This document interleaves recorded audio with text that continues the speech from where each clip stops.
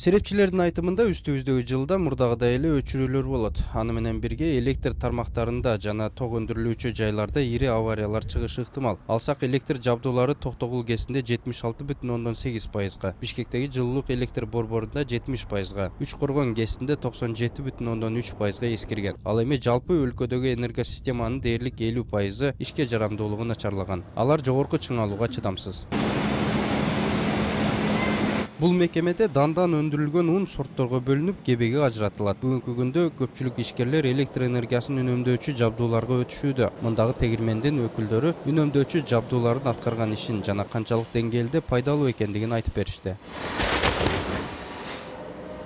Эгер эски жабдуулар менен суткасына 190 тонна un өндүрүлүп келсе, жаңысынын жардамында өндүрүш 60 тоннага өскөн. Аны менен бирге тегирмен жогорку сапаттагы унду көбүрөөк чыгара баштады.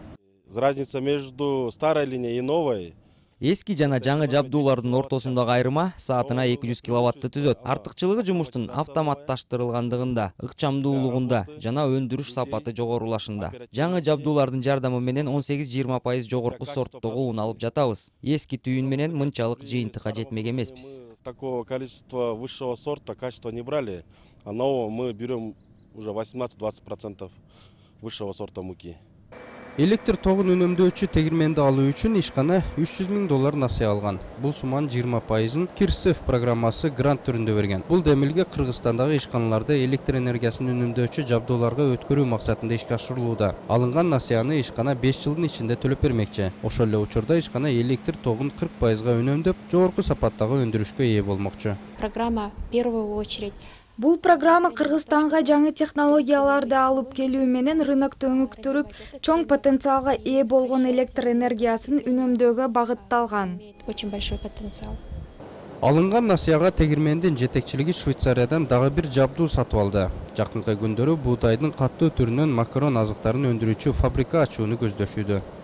KCB нам предлагал такой интересный систему. KCB банкы кызыктуу системаны сунуштады. Жабдууларды алмаштырганга көмөкчү боло тургандарын билдиришти. Чыгым азаят жана пайда көбөйөт. Грант дагы алдык. Меньше будем расходовать энергии, и нам будет выгодно.